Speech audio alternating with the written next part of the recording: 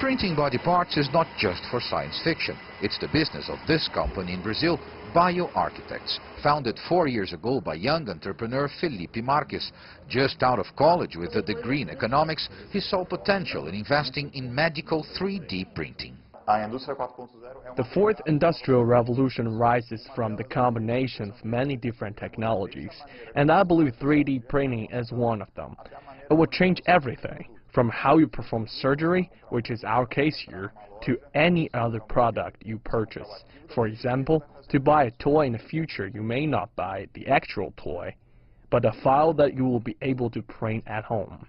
With computer modeling based on CAT scan imagery, BIOARCHITECTS prints exact 3D models of a patient's organ, so doctors can actually see and manipulate a replica of what they'll find when they operate.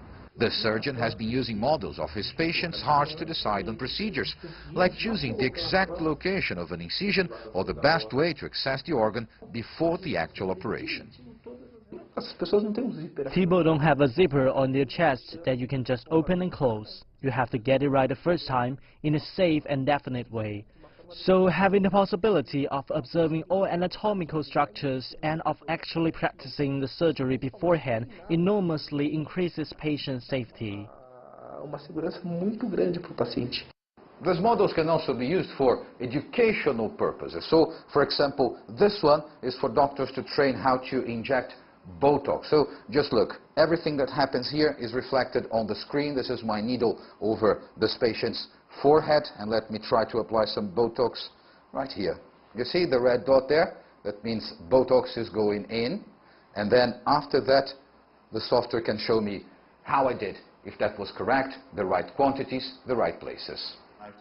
BIOARCHITECTS also makes prosthetics, like this titanium plate, which was the first of its kind to be approved for use by the U.S. Food and Drug Administration, FDA. The 3D printing has a huge potential to develop the market of customized products of all kinds.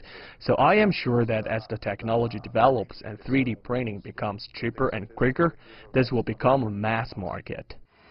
For now, these custom-made prosthetics and models are still costly and not covered by health insurers.